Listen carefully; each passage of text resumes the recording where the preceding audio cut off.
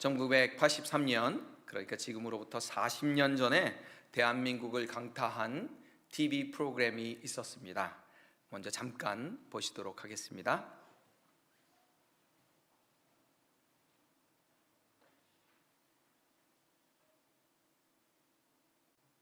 지주 방송국을 동시에 연결하겠습니다. 먼저 대전 방송국 나와주세요. 네, 대전입니다. 대전에서는 지금 대전 19번 허현철 씨가 나와 계십니다. 네. 제주의 6566번 김정혜 씨 확보해 있는데요.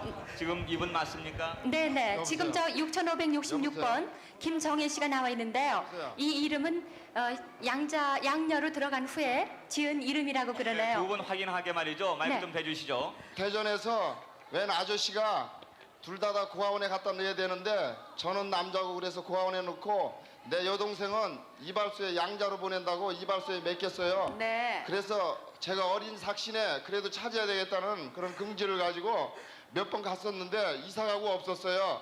저 어렸을 때 있잖아, 이발소 집에 맡겨놓고 갔었어요. 예, 맞아요. 날씨가 흐리고요. 예, 맞아요. 오빠! 오빠! 이제 저도 원한이 없어요. 오빠! KBS 방송국 감사합니다. 너무너무 감사합니다. 동생의 진짜 이름 한번 불러보세요. 네 동생 이름이 현옥이야, 현옥이. 네, 감사합니다. 네 이름이 현옥이라고. 이름도 모르고 김씨가 아니야, 허씨란 말이야. 알아야지 이름은. 오빠 이름도 모르고 걔도 이름인데 이름이 정순이라니. 네 이름이 현옥이란 말이야. 알았어요.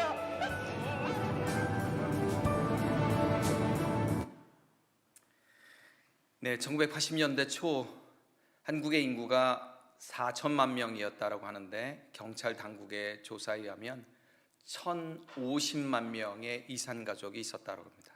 그러니까 경찰에 신고한 숫자가 그러니까 4분의 1 이상이 이산 가족의 아픔을 겪고 있었다고 합니다. 사실 미국에 있으면서 여러 가지 신분의 이유로 여러 가지 이유로 부모님이 돌아가셨는데도 또 한국에 찾아뵙지 못하고 하는 여러 가지 아픈 사연들도 있었지만 사실은 이 생사를 알 수 없는 이러한 밑도 끝도 없는 이런 이별의 순간에서 이분들의 아픔을 제가 어떻게 감히 상상할 수 있을까 이런 생각을 해봅니다. 문제는 이런 이산 가족의 아픔보다도 더 큰 아픔이 우리에게 있는데 우리가 그것을 문제로 여기고 있지 않다라는 것입니다. 그것이 바로 영적 이산 가족의 문제입니다.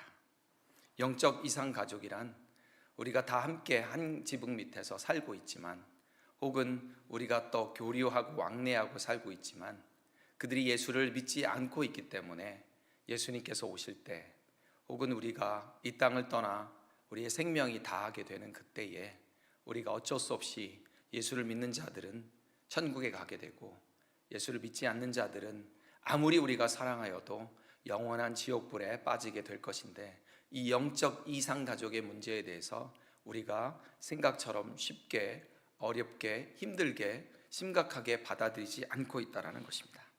오늘 본문은 이 영적 이산 가족의 문제를 직면한 아브라함의 이야기로 시작을 하고 있습니다. 하나님께서는 아브라함에게 비밀을 계시해 주고 계시고 죄악으로 인해서 소돔과 고모라를 멸망하시겠다라는 계획을 선포하십니다. 이때 푸른 초장과 또 풍부한 물이 있는 쪽으로 훌쩍 떠나버린 이 롯에 대해서 아브라함이 배신감도 느끼고 섭섭함도 느낄 수도 있었는데 이 아브라함이 조카 롯을 위해서 하나님 앞에 간절히 기도하는 장면이 오늘 본문의 장면입니다. 여러분들이 잘 아시는 것처럼 아브라함은 롯의 삼촌입니다.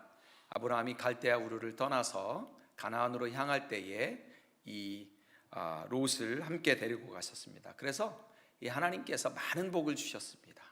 아브라함의 소와 양떼에게 많은 복을 주셨고 또 롯의 가족의 양떼와 소떼에도 많은 복을 주셔가지고 번성하였습니다. 그래서 이 양쪽에 있는 양치기들이 서로 좋은 푸른 초장을 차지하겠다고 싸우고 다투어 아브라함이 너가 동으로 가면 내가 서로 가고 너가 서로 가면 내가 동으로 가겠다 하니까 아브라함이 동쪽을 보아하니 동쪽에 더 물이 많아서 동쪽을 택하게 되고 마침내 점점 동쪽으로 가다가 소돔이라는 성에까지 들어가 살게 됩니다. 이제 하나님께서 나그네로 나타나셔서 아브라함에게 비밀을 전해주십니다. 소돔과 고모라가 너무 악해져서 그 성을 불로 심판하시겠다라고 하는 것입니다. 그 말씀 앞에 아브라함은 견딜 수 없는 고통을 느낍니다. 그래서 하나님 앞에 나아갑니다. 오늘의 본문입니다. 다시 한번 읽겠습니다. 다 같이 그 사람들이 거기서 떠나 소돔으로 향하여 가고 아브라함은 여호와 앞에 그대로 섰더니 아브라함이 가까이 나아가 이르되 주께서 의인을 악인과 함께 멸하러 하시나이까. 소돔을 심판하시겠다라는 여호와의 말씀에 아브라함이 하나님 앞에 조용히 나갑니다. 하나님 앞에 독대하는 것처럼 하나님 앞에 서서 이야기합니다. 아브라함은 의인을 악인과 같이 멸망하고 심판하는 것은 옳지 않다라고 합니다. 그렇죠? 그래서 그 소돔성에 50명의 의인만 있어도 그 멸망을 멈추시겠냐라고 하나님께 묻습니다. 아브라함은 하나님의 심판은 절대적으로 개인적인 것이어야 되지 전체적으로 이루어질 수 없다라고 그렇게 항변을 합니다. 맞는 말씀입니다. 아브라함의 기도가 그래서 50명의 의인을 구하다가 그래서 이 50명의 의인이 있으면 모두 살려주세요라고 해서 점점 50명이 45명, 45명이 40명, 30명, 20명, 10명에 이르기까지 내려갑니다. 이 10명이라는 숫자가 어디서 나왔냐면 이 롯의 가족이 롯이 있고 또 아내가 있고 딸들이 있고 사위들을 합하면 얼추 8명에서 10명 정도는 될지 않을까라고 생각을 합니다. 그래서 사실은 이 숫자 50명에서 10명까지 내려간 것은 다 어떻게 되더라도 이 아브라함의 조카 롯만은 이 아브라함이 하나님께 기도해서 살려보겠다고 하는 그러한 아주 긴박한 마음에서 나온 숫자입니다. 아브라함은 조카 롯을 위해서 끈질기게 기도합니다. 어떻게 보면 좀 하나님께 무례하리만큼 하나님께 끈질기게, 왜냐하면 사랑하는 롯이 곧 불의 심판을 받게 되기 때문입니다. 아브라함은 조카 롯을 위해서 정말 응답받을 때까지 기도했습니다. 언제까지 기도했다고요? 응답받을 때까지. 창세기 19장에 보면 하나님께서 소돔성을 멸하실 때에 아브라함을 생각하사 롯을 구원하여 주신 그런 말씀이 나옵니다. 29절에 보니까 하나님이 그 지역의 성을 멸하실 때에 곧 롯이 거주하는 성을 엎으실 때에 하나님이 아브라함을 생각하사 롯을 그 엎으시는 중에서 내보내셨더라. 아브라함의 간정한 강청하는 기도 덕분에 롯은 그 소돔의 불구덩이로부터 건짐을 받을 수 있었다라는 것입니다. 아브라함의 이러한 마지막 간절한 간청의 모습은 예수님의 비유 가운데서도 나타날 수가 있습니다. 여러분이 잘 아시는 누가복음 18장에 항상 기도하고 낭망하지 말아라 라는 것을 예수님께서 비유로 가르치시면서 억울한 과부와 불의한 재판장의 이야기가 나옵니다. 기억하시죠? 그렇죠? 이 불의한 재판장은 별로 하나님을 두려워하지도 않고 하나님 나라에 관심도 없는데 정말로 억울한 일을 당한 이 과부가 끊임없이 이 불의한 재판장에게 졸라서 간청을 하니까 또 나를 귀찮게 할 것을 두려워하여서 이 불의한 재판장이 하나님을 두려워하지도 않으면서 이 과부의 이야기를 들어줍니다. 물론 당연히 우리 하나님은 이런 불의한 재판장과는 다릅니다. 말도 안 되게 그렇게 불의하지 않다라는 거예요. 그러나 이 심지어는 불의한 재판장도 이렇게 간절히 기도 또 아래고 아래면 드려주는 것처럼 하나님께서는 하물며 우리의 간절한 기도를 들어주시지 않겠냐고 하는 것입니다. 그런데 우리는 문제가 있습니다. 우리는 이렇게 기도하다가 끈질기게 기도하지 못하고 중도에서 포기한다라는 것입니다. 그러나 주님은 우리에게 끝까지 기도할 것을 요구하고 있습니다. 누구처럼요? 이 과부처럼. 이 과부는 그냥 심볼라이즈 된 거예요. 그냥 그 시대에 가장 어렵고 힘없는, 그래서 누구도 그녀의 음성을 귀를 기울이지 않는 그냥 보잘것없는 그 여인의 음성을 들어준다라는 것을 표현한 것입니다. 우리가 하나님 앞에 그렇게 기도를 한다 그러면 하나님께서 들어주신다라는 것을 강조하기 위해서 예수님께서 쓰신 비유다라는 거예요. 이제 우리가 이 지옥불을 생각한다면 우리의 가족을, 믿지 않는 가족을 위해서 기도하지 않을 수가 없다라는 거예요. 내 가족을 위해서 가만히 있을 수가 없다라는 것입니다. 지옥불에 빠져 들어가고 있는 우리 가족을 우리가 무관심할 수 없다라는 겁니다. 이 같은 역사가 2023년에 우리 개혁교회에서 일어났으면 좋겠습니다. 우리 온라인으로 예배를 드리고 계신 분들, 주변에서도 여러분들 가족 가운데에 믿지 않는 분들을 생각하는 시간이 됐으면 좋겠습니다. 누구보다 간절히 기도할 수 있는 게 가족 아니에요, 그렇죠? 가족보다 가족을 더 사랑하는 사람이 누가 있겠어요? 그리고 이 가족을 위해서, 믿지 않는 가족을 위해서 기도하지 않은 사람이 누가 있겠어요? 전도해보지 않은 사람이 누가 있겠어요? 그런데 사실 가족 전도가 어떻게 보면 다른 낯선 이들 전도하는 것보다 더 어렵다라는 거예요. 왜냐하면 나의 모든 것을 다 알고 있기 때문에, 나의 남편, 나의 아내, 나의 자녀들, 나의 부모님들이 나의 모든 속성을 다 알고 있기 때문에 어떨 때는 이 복음을 받아들이는데 장벽이 된다라는 것입니다. 이제 내 힘으로는 아무것도 할 수가 없습니다. 하나님의 능력으로만이 가능한 것이 바로 그 가족 전도라는 것입니다. 사람의 마음을 바꿀 수 있는 분은 오직 하나님이십니다. 이 이산 가족의 아픔을 우리가 영상으로 보았습니다. 영적 이산 가족은 이렇게 만날 수 있는 찬스도 아예 없다라는 것입니다. 하나님만이 내 남편을 구원할 수 있고, 내 아내를 구원할 수 있고, 또 내 자녀들을 구원할 수 있다라는 것입니다. 아브라함처럼 우리도 하나님께 대면하고 하나님께 더 가까이 가서 간구했으면 좋겠습니다. 여러분, 전도라고 하는 것은 단순히 우리 주변에 있는 사람들을 교회에 있는 자리에 앉혀놓는 것이 아닙니다. 자꾸 교회에 출석만 시키려고 하니까 사람들이 불만을 가지고 교회에 오지 않는다라는 거예요. 반발을 가진다라는 것입니다. 전도라고 하는 것은 말이 아니라 성품으로 먼저 해야 한다라는 것입니다. 전도는 다름 아닌 십자가의 사랑을, 그 십자가의 사랑을 알지 못하는 사람들에게 그 사랑의 비밀을 알려주는 것이 전도라고 합니다. 믿는 자부터 매사에 자신이 온유하고 기쁨이 있고 또 절제 있는 모습으로 우리 가족들을 대하게 된다면 그들의 심령을 하나님께서 변화시켜 주실 것이다라는 거예요. 그래서 사람을 전도하기 위해서는 말이 아니라 우리의 모습으로 그리스도를 보여줘야 한다라는 것입니다.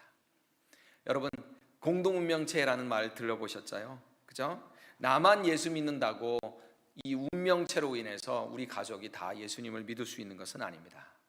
성경은 말씀합니다. 주 예수를 믿으라. 그리하면 너와 내 집이 구원을 얻을 것이라. 너가 예수님을 믿게 되면 자동적으로 너의 식구들이 구원을 얻을 것이다 라는 말은 결코 있을 수가 없다라는 것입니다. 아버지가 믿는다고 아들이 당연히 믿을 수가, 구원을 받을 수가 없다라는 거예요. 그래서 제가 일전에도 말씀드렸지만 하나님은 손자 손녀가 없다. 기억하시죠? 하나님은 손자 손녀가 없습니다. 하나님은 아들과 딸만 있을 뿐입니다. 바울과 실라는 주의 말씀을 그 사람들과 그 집에 있는 모든 사람에게 전하였다라고 했습니다. 그 집에 있는 온 가족이, 간수의 온 가족이 하나님을 믿을 수 있었던 그 이유는 온 가족이 복음을 듣고 온 가족이 예수 그리스도를 영접했기 때문이었습니다. 여러분, 인생을 B와 D 사이의 C라고 합니다. 그런 말 혹시 들어봤습니까? birth와 death 사이의 choice라는 뜻입니다. 프랑스의 무신론적 실존주의 철학자이자 사상가이자 작가인 이 샤르트르라는 사람이 쓴 멋있는 말입니다. 멋있지 않습니까? 인생은 birth와 death 사이의 choice다. 그런데 이 사람은 무신론적 철학자였기 때문에 예수님을 안 믿고 신은 없다라고 해서 지옥불에 떨어지기 말았어요. 아무리 멋있는 말을 하면 뭘 하겠어요. 우리가 사랑하는 사람들이 그들의 인생에 가장 중요하고 가장 올바른 선택을 할 수 있도록, 그래서 이미 birth는 했잖아요. 그들의 death를 맞이하기 전에 우리가 그들에게 복음을 전해 주어야 한다는 것입니다. 여러분, 가족 구원을 생각하면 할수록 믿는 자들에게는 최대의 소원이기도 하고 가장 가장 큰 부담입니다. 그렇지 않아요? 믿지 않는 자를 생각하면 우리 안에 가슴에 못이 박혀 있는 것 같아요. 북부에, 과테말라 북부에 크놉족이라고 있다고 합니다. 그런데 어떤 선교사님이 거기에 있는 언어를 연구하다 보니까 이 사랑이라는 단어를 내 영혼이 죽는 것이다, 이렇게 그들이 쓰고 있다는 것을 발견을 했다고 합니다. 사랑이 무엇이냐? 내 영혼이 그 사람을 위해서 죽는 것이 바로 사랑이다. 네. 사랑하는 가족들을 위해서 내 영혼이 죽는 것처럼 그렇게 복음을 전하는 것이, 그게 사랑이다라는 것입니다. 나의 생사를 걸고 하나님 앞에 매달려서 자신의 가슴에 박혀있는 이 대못을 뽑아달라고 기도하는 것이 바로 가족을 위한 기도라는 것입니다. 그 대못을 뽑아달라고 울며 기도하지 않는다면 우리는 사랑하지 않는다라는 것입니다. 가족 구원의 열매가 맺히는 2023년이 되기를 소원합니다. 기도하겠습니다. 사랑이 많으신 하나님 아버지, 당신께서 우리 인간들을 지극히 사랑하사 독생자를 주심으로 십자가에 달려 죽기까지 사랑하심으로 우리가 영생을 얻게 하였으니 감사합니다. 하나님 아버지, 저희들 가정이 온 가족이 다 예수 그리스도를 믿고 구원함을 얻으며 참된 인간의 모습으로 살 수 있도록 축복하여 주시옵소서. 하나님의 사랑과 은총을 깨닫는 식구가 하나님 되게 하여 주시고, 하나님 그 깨닫지 못하는 그 심령을 불쌍히 여겨 주시고 성령으로 감화 감동하여 주셔서 하나님의 존재를 인지하고 자신의 존재를 자각하여서 주님을 영접할 수 있도록 축복하여 주시옵소서. 하나님, 먼저 믿은 저희들이 예수님을 먼저 믿어서 믿음의 본이 되게 하여 주시고 전심전력으로 믿지 않는 우리 가족들을 위하여 기도하며 간구하게 하여 주시옵소서. 그리하여서 2023년에는 우리 사랑하는 가족들이 우리 주 예수 그리스도를 나의 주 나의 하나님으로 모시어드리는 기적같은 역사가 이루어지게 하여 주시옵소서. 예수님의 이름으로 기도합니다. 아멘.